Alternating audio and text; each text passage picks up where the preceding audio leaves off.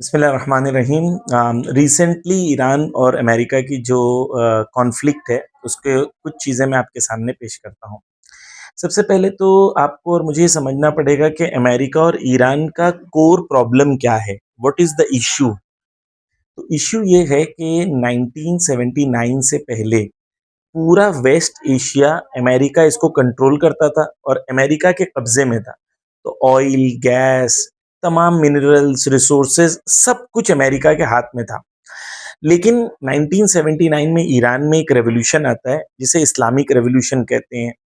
1979 में जब ये रेवोल्यूशन आता है तो ये रेवोल्यूशन कहता है कि ला शर्किया ला गरबिया, ना हम लोग ईस्ट के साथ हैं ना वेस्ट के साथ हैं, फ़कत इस्लामिया, हम लोग इस्लामी फाउंडेशन के हिसाब से अपनी कंट्री को मैनेज करेंगे। यानी जो हमारे पास ऑयल है, गैस है, नेचुरल रिसोर्सेज हैं, मैन पावर है, ये सब हम अपनी कंट्री को डेवलप करने के लिए इस्तेमाल करेंगे। हम आपके गुलाम नहीं बनेंगे। तो नेचुरल सी बात है कि वो जो सुपर पावर्स थे उनको ये बात अच्छी नहीं लगी। तो उन लोगों ने 1980 में ही 1979 के बाद ही फौरन इन लोगों ने सद्दाम के थ्रू ईरान में हमला करा दिया और एक जंग शुरू हो गई जो 10 साल जंग चली, जिसके अंदर ईरान ने अपने आप को डिफेंड किया और अमेरिका और वेस्टर्न कंट्रीज ने मिलकर सद्दाम को सपोर्ट किया था कि ईरान पे हमला करे। 10 साल जंग चली, बहुत सारे लोग शहीद हुए। तो इसका बैकग्राउंड ये है कि अमेरिका ईरान पे कंट्रोल चाहता था और अमेरिका का कंट्रोल ईरान से हट गया। तो अमेरिका के रिसोर्सेज के ऊपर ईरान के रिसोर्सेज के ऊपर अमेरिका चाहता है कि वो कंट्रोल करे। ईरान नहीं चाहता। ईरान चाहता है कि एक कंट्री हो जो इंडिपेंडेंट हो, सॉवरेन हो, अपने फैसले खुद ले, इस्लामी बुनियाद के ऊपर वो अपनी कंट्री को चलाना चाहता है। तो ये मेन कॉन्फ्लिक्ट का एरिया है कि एक तरफ मानसिकता, सोच, आइडियोलॉजी है इंपीरियलिज्म की, जो लोग पूरी दुनिया पे कब्जा करना चाहते हैं। दूसरी तरफ एक सोच है जिसे कहते हैं रेजिस्टेंस, जिसे कहते हैं कि अपने पैरों पे खड़े होके जालिमों का मुकाबला करना।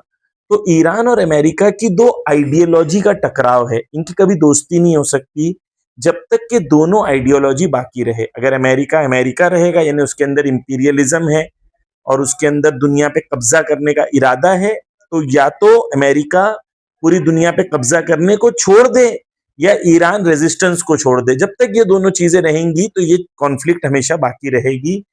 तब तक जब तक कि ईरान या अमेरिका एक दूसरे पे कब्जा ना कर ले या एक दूसरे को मात ना दे दे। फिलहाल की पोजीशन ये है कि 1979 के बाद अमेरिका ने कई बार कोशिश की ईरान के अंदर बदलाव लाने के लिए, अलग अलग बहानों से।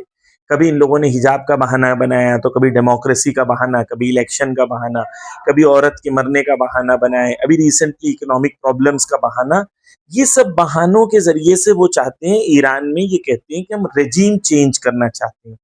रेजीम चेंज का मतलब होता है ईरान की हुकूमत का तख्ता पलटना चाहते हैं। लेकिन हकीकत में चैनल 14 जो इजरायली न्यूज़ चैनल है, उस पे उन लोगों ने आके खुल के कहा कि हम एक्चुअली रेजीम चेंज नहीं चाहते, हम चाहते हैं ईरान को कई टुकड़ों में बांट दें। Iran as a country, Iran के अंदर तुर्क भी रहते हैं, लोर भी रहते हैं, ईरान के अंदर बलोच भी रहते हैं, सिस्तान बलूचिस्तान में, ईरान के इराक के बॉर्डर्स पर अरब्स भी रहते हैं, अजरबैजानी भी रहते हैं। तो ईरान को कई हिस्सों में टुकड़े टुकड़े करके ईरान को कमजोर बना दें, ये इनका टोटल कॉन्सेप्ट है।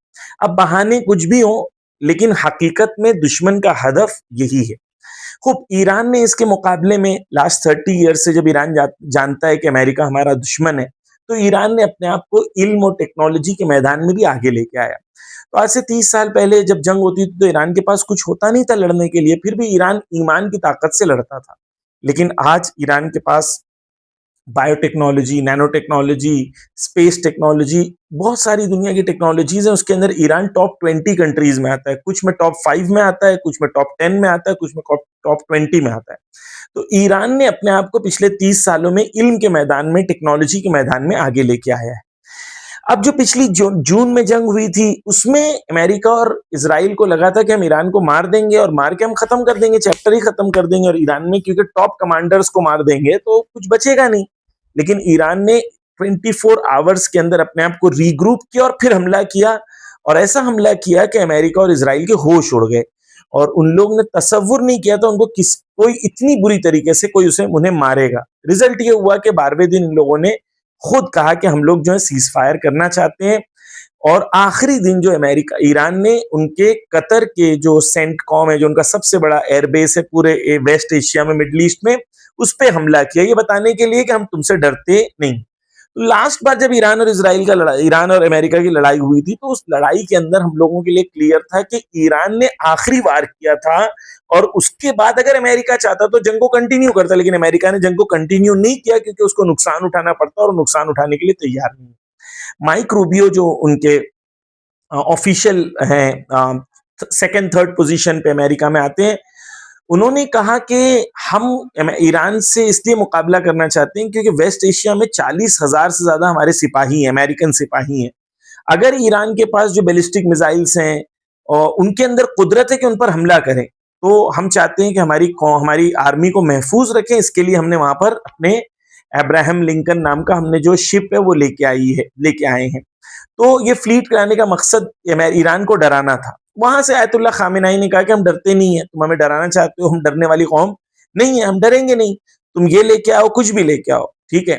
और ये भी कहा कि अगर तुमने हम पर हमला किया तो ये याद रखना, इस बार जंग पूरे रीजन की जंग होगी। यानी और इरानियन ऑफिशियल्स ने कहा था कि जिस कंट्री से हम पर हमला होगा उस कंट्री पर हमला करेंगे, यानी सऊदी, बहरीन, कुवैत, मिस्र, जहां से भी हमला होगा वहां पर हमला किया जाएगा।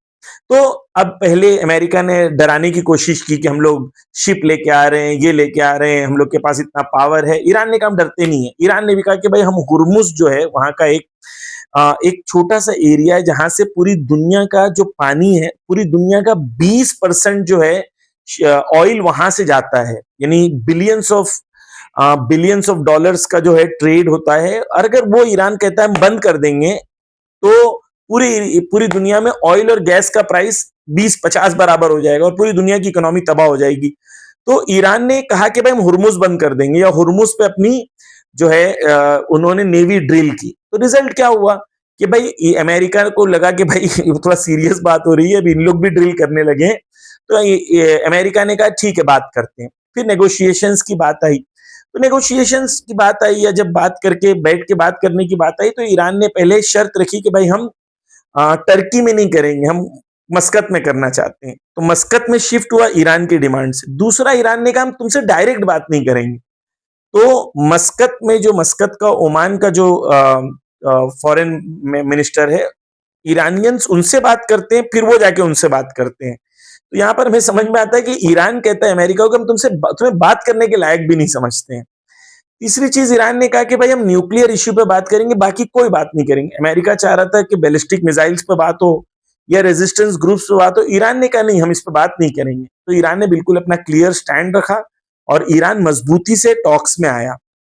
और ईरान ने आके कहा कि भाई हम लोग जो हैं बात करने तैयार हैं, लेकिन दबने तैयार नहीं है। और आप नहीं समझना कि अगर हम आपसे बात करें, पहली चीज जो ईरान के फॉरेन मिनिस्टर ने कहा वो ये कहा कि अगर तुम ये जो नाव लेके आ रहे हो और थ्रेट और डर का माहौल बनाना चाह रहे हो, तो ये बात करने के लिए मुनासिब नहीं है। बात इक्वल टर्म्स पे होनी चाहिए, जस्टिस की बुनियाद के ऊपर और इक्विटी के बुनियाद के ऊपर बात होनी चाहिए। और उन्होंने आके कल बात के रिजल्ट में उन्होंने कहा कि भाई हम लोग जब वापस जाएंगे, हम तेहरान जाएंगे, वो वॉशिंगटन जाएंगे, दोनों जाके बात करेंगे। फिलहाल बात अच्छी हुई है, लेकिन आगे क्या होता है कोई भरोसा नहीं। पैरेलली ईरान में जो मिलिट्री के कमांडर्स हैं, उन लोगों ने खुर्रम शहर नाम की जो उनकी मिसाइल थी उसको रेडी कर दिया था, और कहा वो सबसे भारी मिसाइल है उनकी। एक मिसाइल में 1.5 टन से ज्यादा उसके अंदर बॉम्ब होता है। तो वो मिसाइल को उन्होंने तैनात कर दिया और कहा कि अगर जंग की जरा सी भी आसार होंगे तो हम सख्त जवाब देंगे। तो ईरान, क्योंकि बात हो रही है, इसका मतलब ये नहीं कि जंग के लिए तैयार नहीं है, और जो भी फाइनल रिजल्ट होगा वो आगे आएगा। एक चीज लास्ट में कहना चाहता हूं कि ईरान और अमेरिका की जंग होगी कि नहीं। देखिए, इसका सिंपल आंसर ये है कि ईरान ने पिछली बार इसराइल को इतना मारा था कि लोग उनके वीडियोस देख के कह रहे थे, ऐसा लग रहा था कि गाजा में जिस तरीके से तबाही हुई उसी तरीके से इसराइल में भी तबाही हुई थी। तो इसराइल या अमेरिका तब ईरान पे हमला करेगा जब वो इतना केपेबल हो जाएगा, इतनी उसके अंदर ताकत आ जाए, या उसको यकीन हो जाए कि ईरान मार नहीं सकता या वो मार खा सकते हैं। जब तक ये दो पोजीशन नहीं होगी, जब तक वो लड़ने के लिए तैयार नहीं होगा। अभी फिलहाल के लिए ये बातें हैं, और ये बातों का हदफ से और मकसद सिर्फ अमेरिका का ये है कि ईरान नेगोशिएटिंग टेबल पर आ जाए और उनकी बात सुन ले। लेकिन ईरान खुद बहुत स्मार्ट है, ईरान को समझ में आता है, ईरान 7000 साल पुरानी सिविलाइजेशन है, ईरान के पास इस्लाम का, कुरान का, अहले बैत का लॉजिक और रैशनैलिटी है, तो ये इनके झांसों में आने वाले नहीं है। और खुद जेडी वेंस जो उनका वाइस प्रेसिडेंट है, वो खुद कहता है कि भाई ईरान सबसे डिफिकल्ट कंट्री है डिप्लोमेसी के लिए। तो कहा क्यों? क्योंकि बोले हम इससे डायरेक्ट आयतुल्लाह खामेनेई से बात ही नहीं कर सकते हैं, हमें बात करना पड़ता है आगा अराकची से, और आगा अराकची फिर जाके उनसे कहते हैं, फिर परमिशन लेके आते हैं, तो हम लोग डायरेक्ट कभी नेगोशिएट नहीं कर सकते हैं। ये हम लोग का ज़ाफ है। नहीं, अमेरिका को ईरान कहता है कि हम लोग तुम्हें कंसीडर ही नहीं करते इस लायक कि हम तुमसे डायरेक्ट बात करें। तो जंग की पोजीशन ये है फिलहाल। टॉक्स हुई हैं, जुमा को, फ्राइडे को मस्कत में हुई हैं कल, और उसके बाद इंशाल्लाह देखें क्या होता है आगे जाके। जंग होगी कि नहीं, हो सकता है कि जंग हो, चांसेस कम है फिलहाल जंग होने के, क्योंकि अमेरिका मार खाने के लिए रेडी नहीं है। शुक्रिया बहुत बहुत।